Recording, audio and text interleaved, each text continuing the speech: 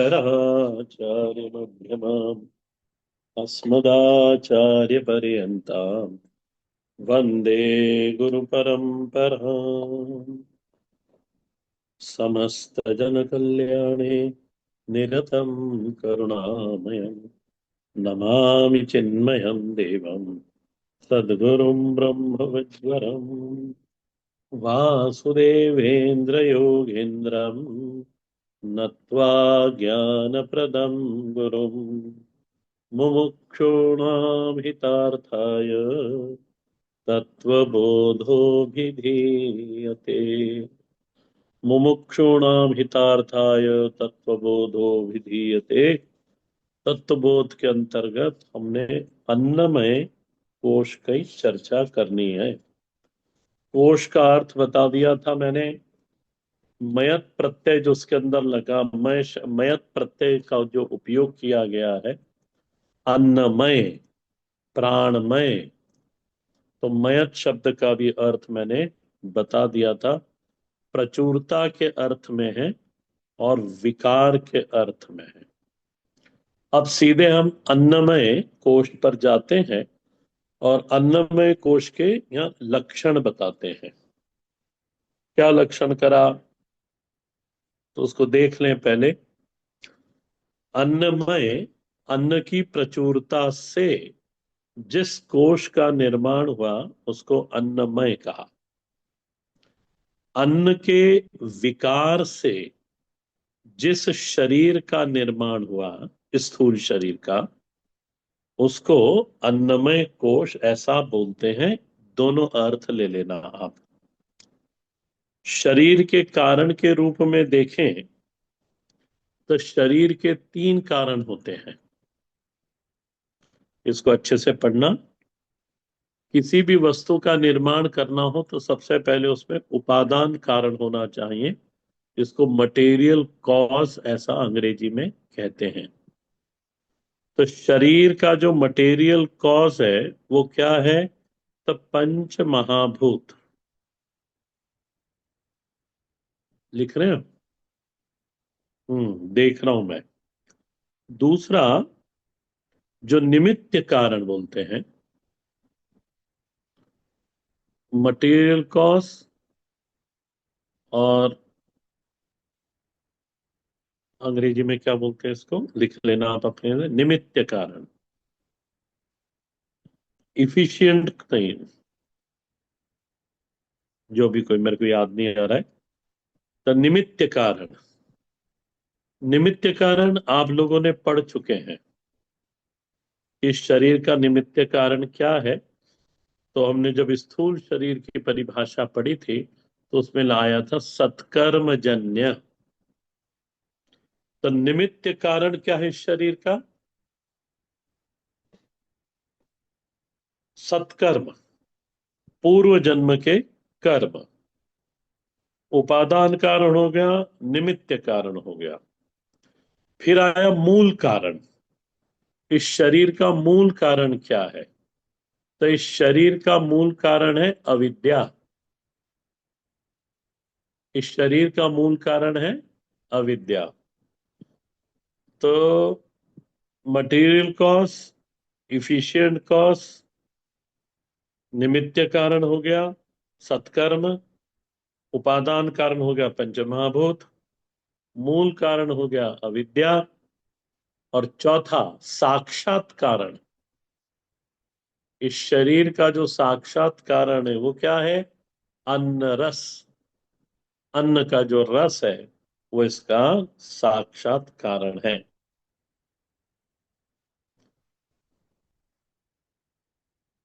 अच्छा, विकार की दृष्टि से देख लें। जो हमने मैथ प्रत्यय का दूसरा अर्थ लगाया था, विकार। तो विकार यानी परिणमन। परिणमन, परिणम है ना, परिणाम होना।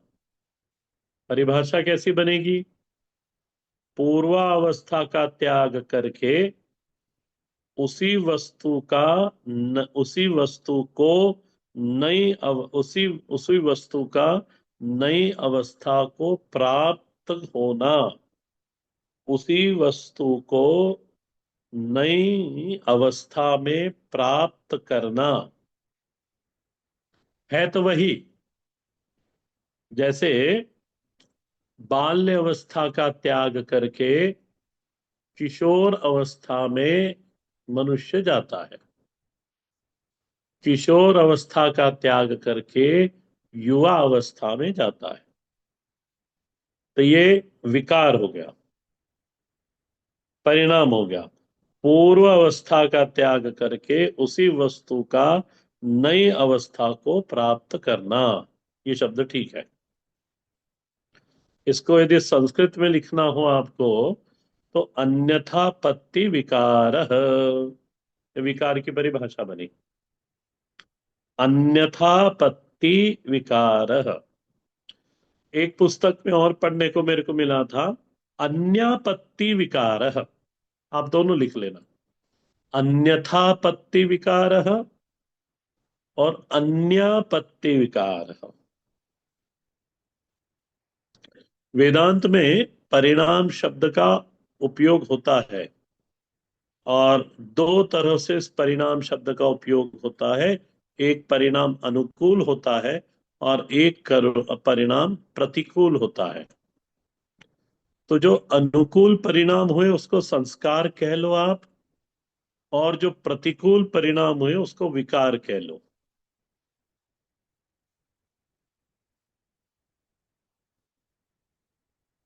तो अब परिभाषा देखें जो यहां पे लिखी है। क्या लिखी यहाँ पे? ये इतना पंच महाभूत को ये अन्नमय कोश के बारे में बताया। अब भगवान भाष्यकार कैसे कह रहे हैं उसको देखते हैं हमें। तो उन्होंने पहले ही बताया, अन्य रसे नैव भूतवा। ये अन्न के रस के द्वारा उत्पन्न हुआ है, अन्न रसे नैव भूतवा। अब ये इतना जो है, अन्य रसे नैव भूतवा, इसका उपलक्षण अर्थ लेना चाहिए। उपलक्षणा कैसे लेंगे? तो ध्यान देना, अन्न का कोई रस निकाल कर और शरीर बना ऐसा नहीं होता। माता पिता को लेना चाहिए उपलक्षणा में, माता पिता आएंगे। और क्योंकि रस आसमान से तो टपका नहीं, तब माता पिता ने जो अन्न भोजन का अन्न खाया, उसको पाया, उसका रस बना, उससे पिता में रज की, माता में रज की उत्पत्ति हुई, और पिता में वीर की उत्पत्ति हुई, और इसी को कहते अन्न रस। अन्न रस। अब आ जाओ, अन्न से नैव भूतवा, जो अन्न के रस से उत्पन्न हुआ।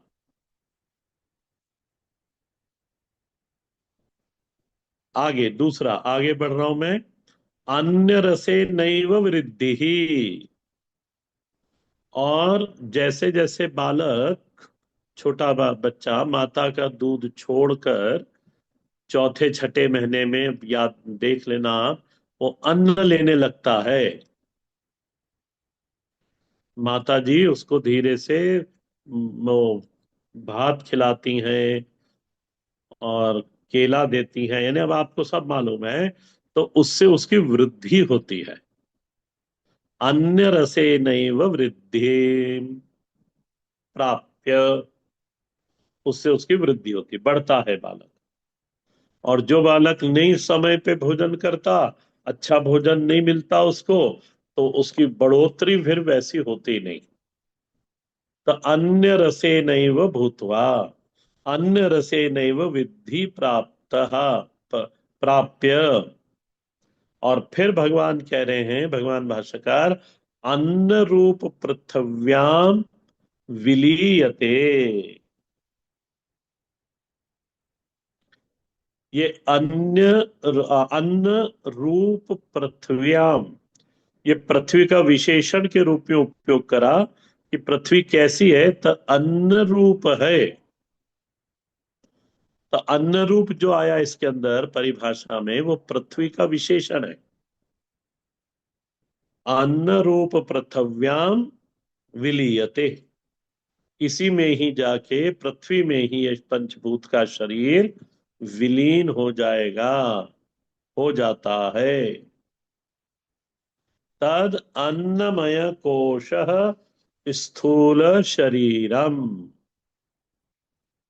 और क्योंकि ये इसकी सारी भौतिक दृष्टि से यदि देखें तो ये अन्न के रस से बना है। अन्न के रस से ये इसका वृद्धि को प्राप्त होता है, और अन्न में ही जाके विलीन हो जाता है। इसलिए इसको अन्नमय कोश बोलते हैं। उत्पत्ति, स्थिति, लय अन्न में ही होती है। और यदि यही भौतिकी दृष्टि बनी रही पूरे जीवन भर, फिर उस व्यक्ति के लिए अन्न ही ब्रह्म है। अन्न एव ब्रह्म, अन्नम न निंद्यात, वेद बोलता है। तो इस शरीर का सीधा कारण अन्न है, भौतिक रूप से। हाँ, थोड़ा और विचार कर लो। परोक्ष रूप से इस शरीर का कारण क्या बना? तो कर्म।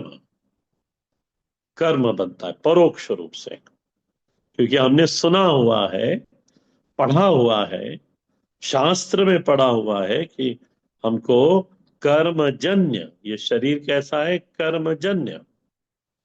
तो ये परोक्ष हुआ। अच्छा, इसी परोक्ष की एक दूसरी श्रेणी भी है। इसको और थोड़ी चर्चा कर आगे बढ़ाएं तो इस परोक्षता में एक चीज और आ जाएगी। भले इस शरीर का कारण का सीधा कारण क्या हुआ? भौतिक रूप से अन्न हुआ, परोक्ष रूप से कर्म हुआ।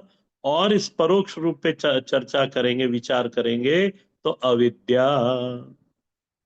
अविद्या बनी।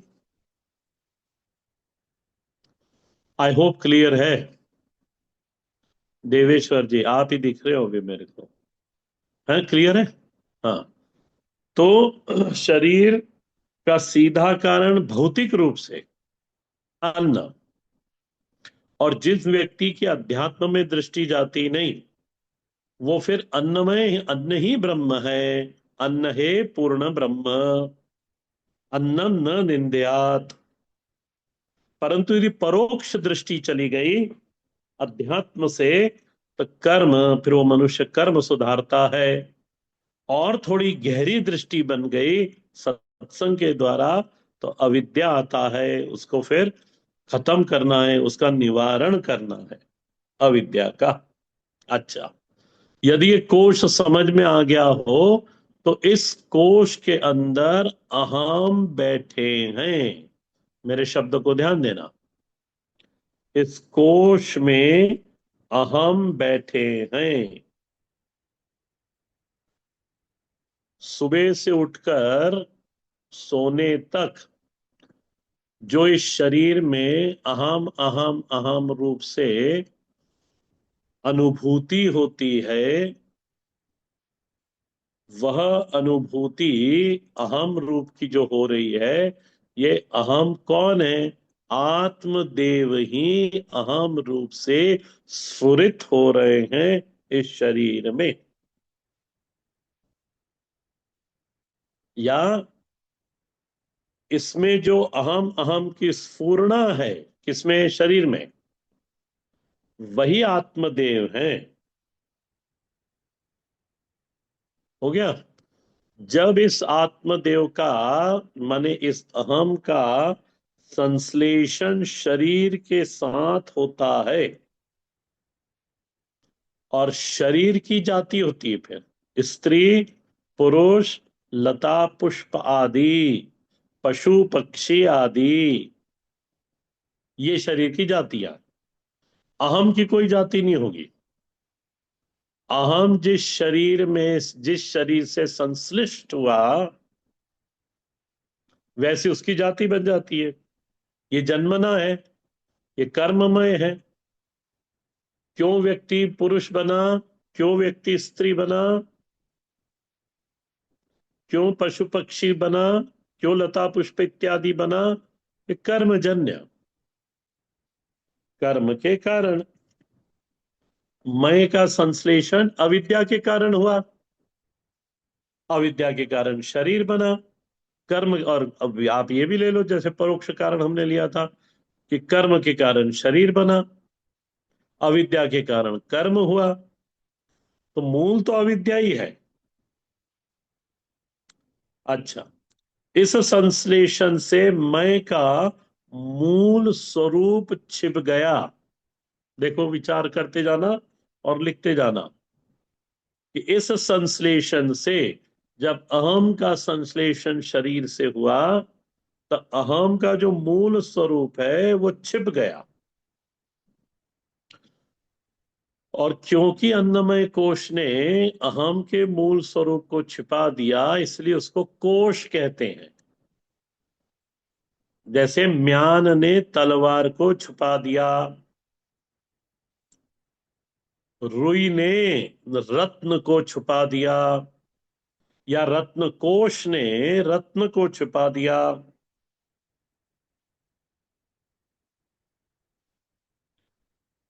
और रत्न तो छिप गया, सब वो डिब्बे को ही संभालने लग गए। देखो,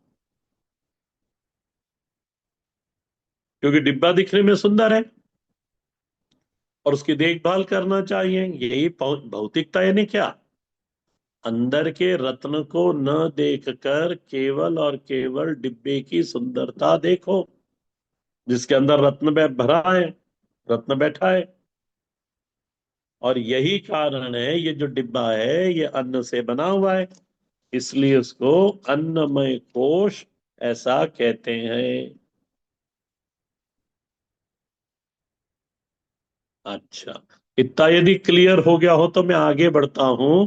जब अन्नमय रूपी संदूक को, कोश को खोला हमने रत्न के विश्लेषण के अंतर्गत, तो वहां पर एक दूसरा कोश निकल के आ गया, एक दूसरी संदूक निकल के आ गई।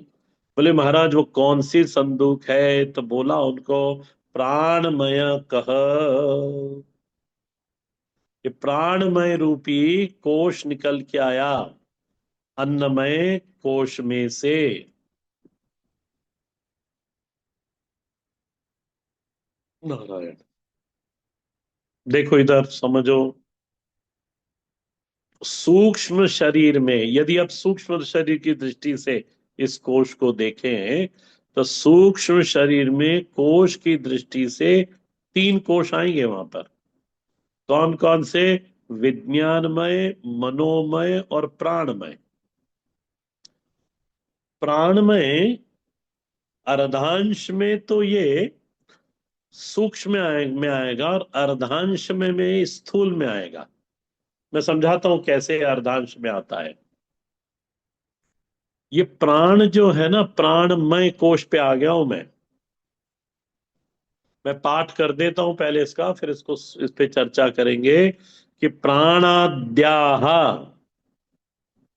यानी प्राण आदि, प्राणाद्याह पंचवायव, पांच प्रकार की वायु है, जिसमें वायु में पांच विकार उत्पन्न हुए। पंच अवयव, यानी पांच इसके अंग है वायु के, या वायु के पांच अवयव होते हैं। अवयव यानी अंग। वाग आदि इंद्रिय पंचकम। अब देखो, प्राणमय कोश में पंचवायु प्लस कर्म इंद्रियां, वाग आदि, वाग यानी स्पीच,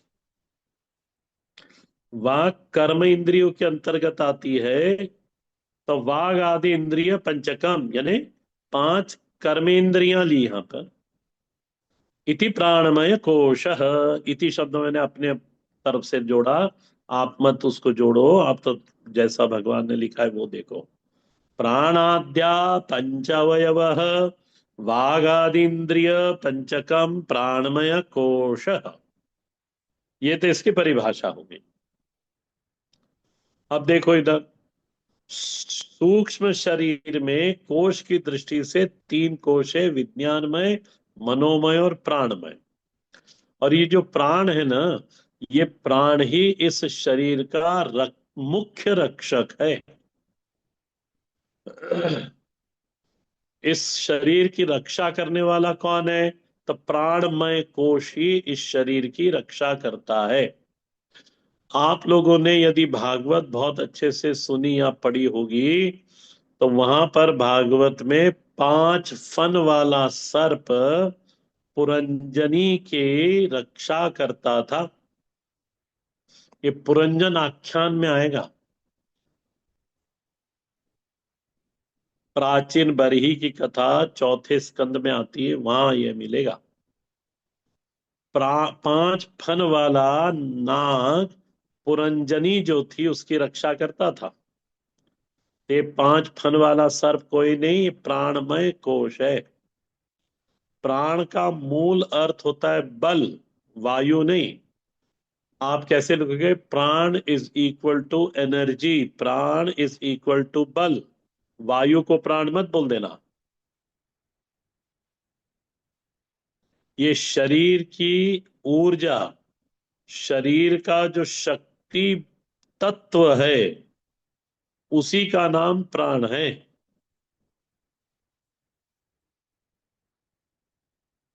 अब इसको देखें। वो जो मैंने कहा था कि ये अर्धांश में तो स्थूल है, अर्धांश में सूक्ष्म है। कैसे सूक्ष्म है और कैसे स्थूल है? ये सूक्ष्म शरीर के अवयव में एक 5 प्राण भी है, जो इंद्रिय ग्राह्य नहीं है। देखो इधर, समझो। इंद्रिय ग्राह्य नहीं है, इंद्रियों के द्वारा देखे नहीं जा सकते। जब हम श्वास लेते हैं और श्वास छोड़ते हैं, तो ये दिखता, सांस जाती दिखती नहीं, सांस बाहर श्वास बाहर जाती दिखाई देती नहीं। वो इंद्र ग्राह्य नहीं है। अच्छा, ये तो हो गया पहला। दूसरा पॉइंट देखो इसके अंदर। यदि कोई आपके पास बैठकर जोर से नाक से वायु आपके हाथ पे छोड़े, तो आपको अनुभव में आएगा कि नहीं आएगा? देवेश्वर जी, आप ही दिख रहे हो इसलिए आप ही से पूछ रहा हूं। हाथ के ऊपर जोर से नाक से हवा छोड़ेंगे या मुख से हवा छोड़ेंगे, तो वो हमको अनुभव में आएगी, इंद्रियों को पता चलता है। तो फिर तो ये तो स्थूल हो गया। ये इस तरह से स्थूल हुआ। इसलिए मैंने कहा अर्धांश में ये सूक्ष्म में भी आता है, और अर्धांश में ये स्थूल में भी आएगा। क्योंकि त्वगेंद्रिय द्वारा मालूम पड़ा कि किसी ने हवा छोड़ी या हवा तेज चल रही है, पर ये दिखाई देती नहीं।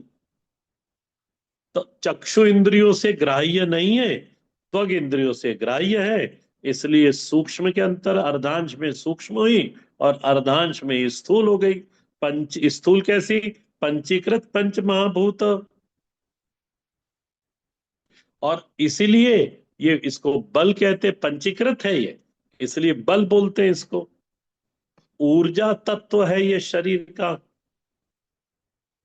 तो पंचवायु सूक्ष्म भी है, पंचवायु स्थूल में भी आती है। अच्छा, ध्यान देना। ये प्राणिक शक्ति जिसको बोला जाता है आजकल की भाषा में, ये प्राणिक शक्ति किसी में कम होती है, किसी में ज्यादा होती है। किसी में ज्यादा ऊर्जा रहती है, और किसी में डबल ऊर्जा होती है, अधिक से अधिक ऊर्जा होती है। उसको उसको निराला बोलते हैं। भाई ये बड़ा निराला है, सारे काम कर लेता है, कभी थकता नहीं है, दौड़ता भागता रहता है। उसमें ऊर्जा ज्यादा है। अच्छा, ये जितने ऊर्जा वाले लोग हैं ना, जिनमें प्राणिक शक्ति अधिक होती है, दुबले पतले ही होते हैं। इनमें प्राणिक शक्ति अधिक होती है, इसलिए ये अन्न कितना ही पालें, सब पचा जाते हैं, परंतु इनके शरीर में कुछ लगता नहीं। क्योंकि वो ऑक्सीडाइज होके एनर्जी बन जाता है, और इसलिए दौड़ते भागते दिखाई देते हैं। इसलिए आप देखना, ये बड़ी बड़ी दौड़ों में दुबले पतले लोग ही भागते हैं। और जो ये स्थूल शरीर वाले हमारे जैसे होते हैं, इनको तो ताजी वायु भी लग जाती है। हाँ, देवेश्वर जी आप हंस रहे हो, ये बिल्कुल ठीक है।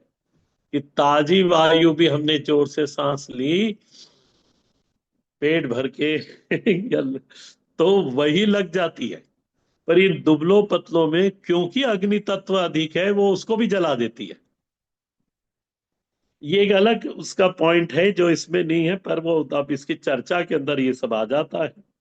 तो ऊर्जा, अच्छा, जब ये ऊर्जा कर्म में, जब अब ये भी प्रश्न हो सकता है कि वागेंद्रिया पंचकम यहाँ पे क्यों ऐड करा प्राणमय कोश के साथ, कर्मेंद्रियां क्यों ऐड करी?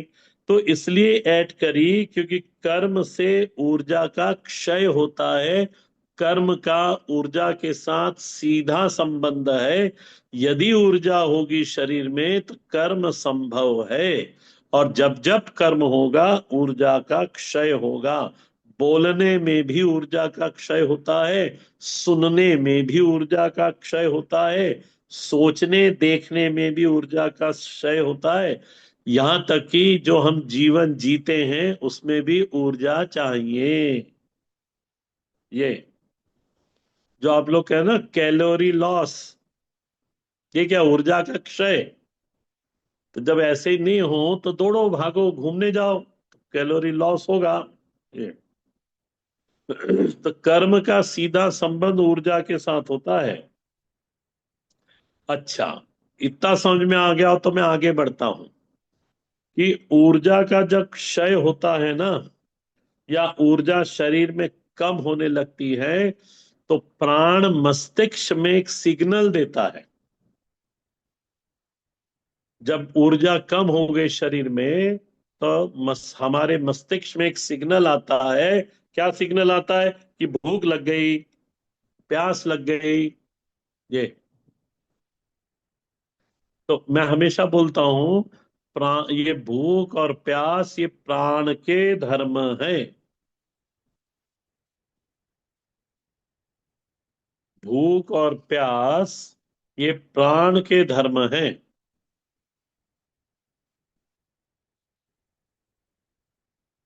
प्राणमय कोश के। परंतु महाराज इसका संश्लेषण अहम के साथ हो रहा है। तो अहम के ऊपर प्राण के धर्मों का आरोप हो गया। धर्माधर्मी अध्यास बोलते इसको वेदांत में, कि प्राण का जो धर्म है उसका आरोप किस पे हो गया? तो बोले उसका आरोप हो गया अहम के ऊपर। इसलिए फिर कहते हैं मुझे भूख लग रही है, मुझे प्यास लग रही है।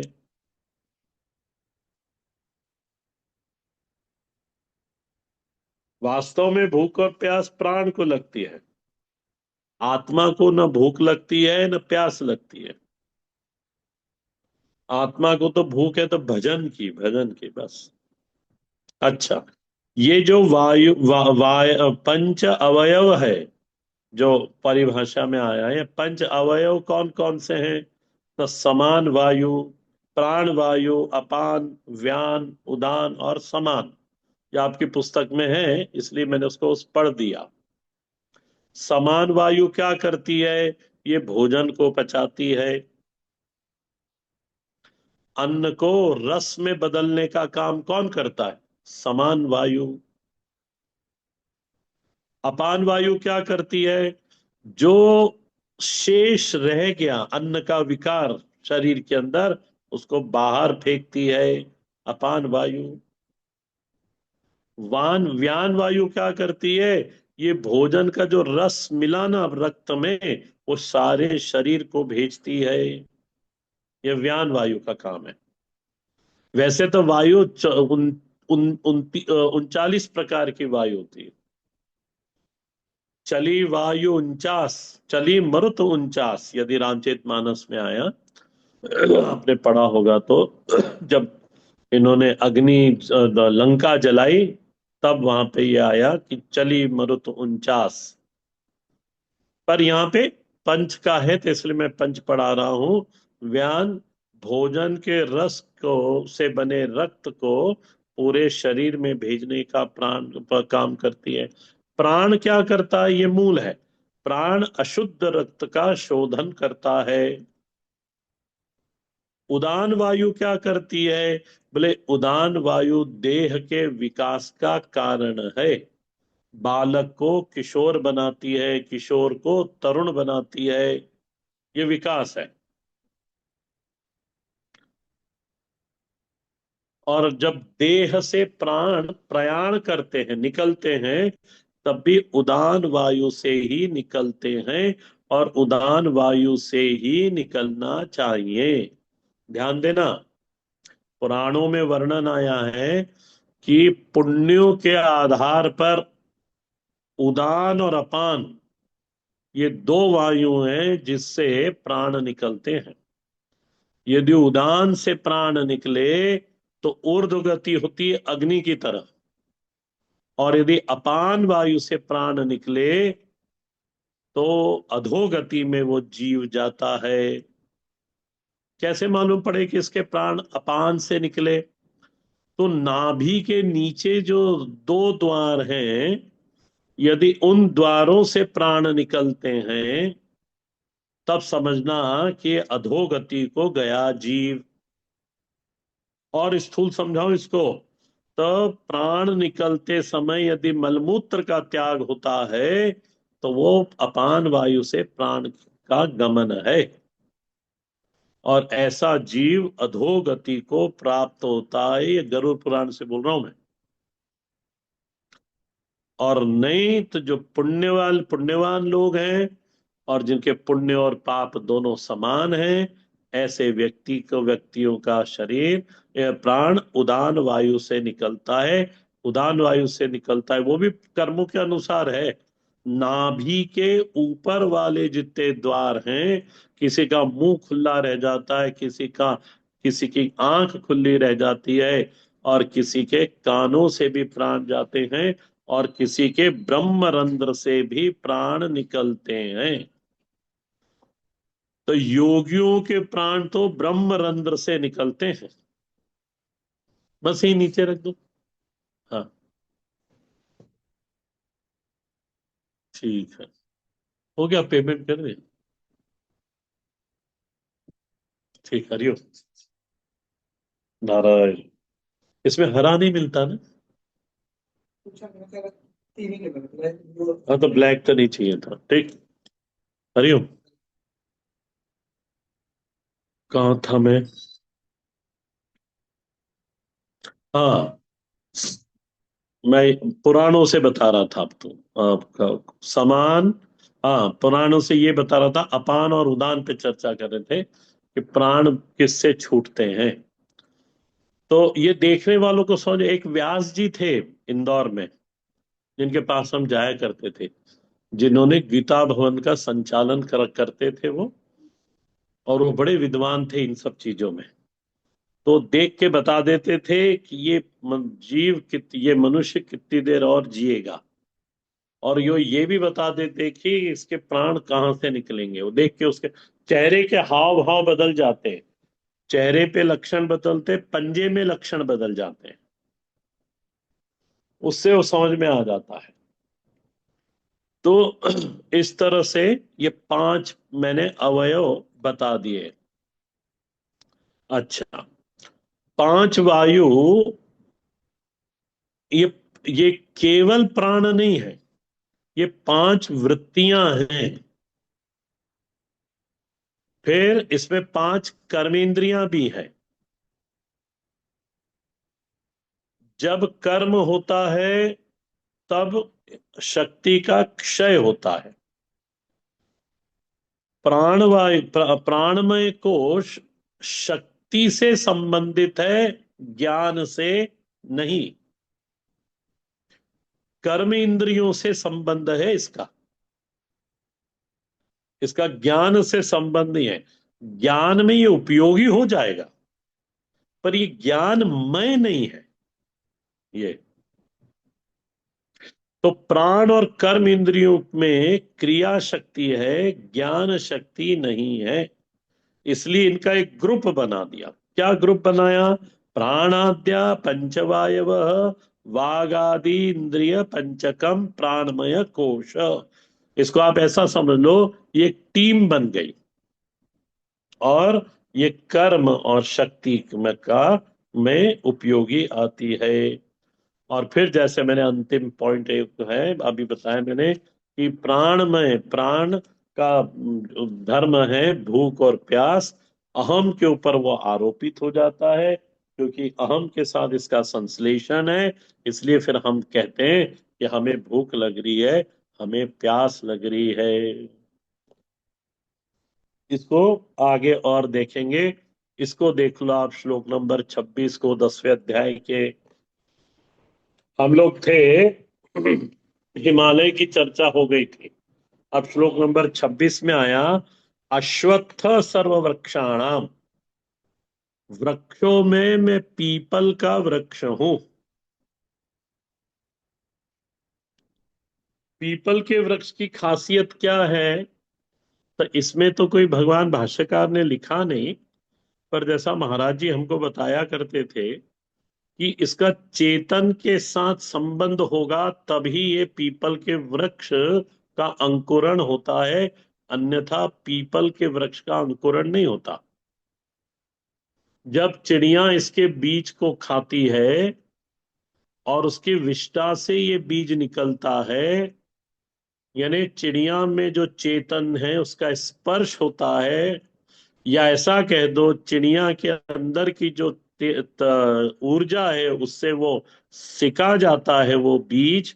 और फिर जब वो आपके छत के ऊपर या कहीं पे भी विष्ठा करती है, बीट करती है, तो उसके अंदर से वो पीपल का वृक्ष उत्पन्न होता है। और इसी में पौराणिक दृष्टि से देखा जाए, इसी के अंदर सारे देवताओं का निवास है। और ये वैशाख की जो पूनम है 1 मई को, उसको कई कई प्रांतों में यानी यूपी में, बिहार इत्यादि में इसको पीपल पूनम भी कहते हैं। इसकी पीपल की पूजन होता है इस दिन। कौन सी? वैशाख पूर्णिमा। वैशाख पूनम है 1 मई को। तो पीपल को जल दिया जाता है तो सारे देवताओं को जल मिलता है। अच्छा, पितरों को भी जल मिलता है। अर्यमा नाम के जो आएगा इसके अंदर ही, इसी अध्याय में, अर्यमा नाम के जो देवता हैं वो इसके मूल में निवास करते हैं, पीपल के। ब्रह्मा जी का मूल में निवास है और अर्यमा उनके पुत्र हैं। तो अश्वत्थ सर्व वृक्षाणाम, इस अश्वत्थ वृक्ष में भगवान विष्णु के आज्ञा से रविवार के दिन अलक्ष्मी का निवास होता है इसके अंदर। इसलिए रविवार को पीपल को नहीं स्पर्श करना चाहिए, दिया भी नहीं जलाना चाहिए। पुराणों में तो चर्चा पढ़ने को मुझे नहीं मिला, पर बड़े महात्मा लोग दंत कथा इत्यादि कहते हुए कहते हैं कि ये दमयंती ने और हरिश्चंद्र की पत्नी रत्नावली, रत्नावली नहीं, उसका नाम था इंदुमती। इंदुमती, इंदुमती, हरिश्चंद्र की पत्नी इंदुमती और दूसरा क्या, दमयंती, नल राजा की पत्नी दमयंती। इन्होंने रविवार के दिन पीपल के वृक्ष की इस कथा आती है। ये आप जब पीपल के इसकी कथा पढ़ोगे ना वैशाख महीने की, उसके अंदर आता ही है। उन्होंने इसको जल दिया था और दीपक लगाया था तो अलक्ष्मी इनके साथ आ गई। इसलिए दरिद्रता फिर हिरण्य इनके पास, हरिश्चंद्र के पास और राजा नल के साथ ये चली थी। तब से फिर ये उदाहरण कथाओं में दिया जाता है। तो अश्वत्थ सर्व वृक्षाणाम देवर्षिणाम च नारदः। इसको भाष्यकार को देख लो जरा। इसके बड़ा सुंदर भगवान भाष्यकार लिखते हैं, देवा एव संतः ऋषित्वम प्राप्त।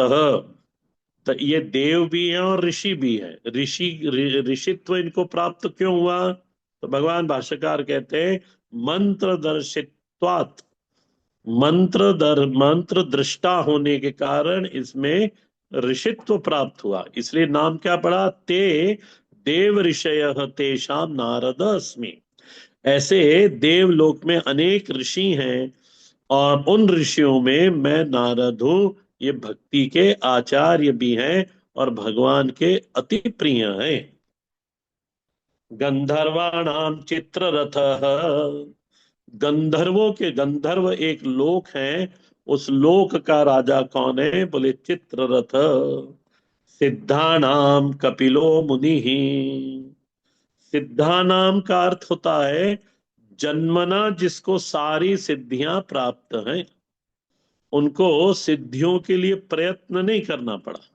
जन्मना, जन्म से ही सिद्धि लेकर आए हैं। भगवान भाष्यकार समझाते हुए लिखते हैं, धन ज्ञान वैराग्य ऐश्वर्य अतिक्षय प्राप्तानाम कपिल। अतिक्षय का अर्थ होता है कि जन्मना, और दूसरा प्रचुर मात्रा में। सारे के सारा धन, सारा के सारा ज्ञान, सारा के सारा वैराग्य, सारा के सारा ऐश्वर्य, ये सब इन सिद्धों के पास होता है। वैसे तो सभी मनुष्य के पास कम या ज्यादा मात्रा में ये चारों चीजें होती हैं, परंतु सिद्धों के पास अतिक्षय रूप में प्राप्त होता है। इसलिए भगवान भाष्यकार कहते हैं अतिक्षयम प्राप्तानाम कपिलः। हो गया ये मंत्र पूरा।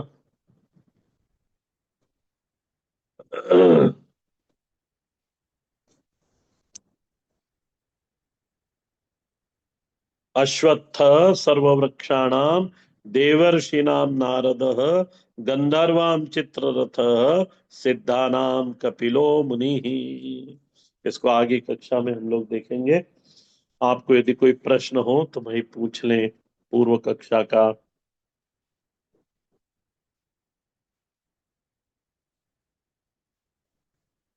जी, कोई प्रश्न नहीं है? फिर भगवान का नाम लेके पूरा करते हैं।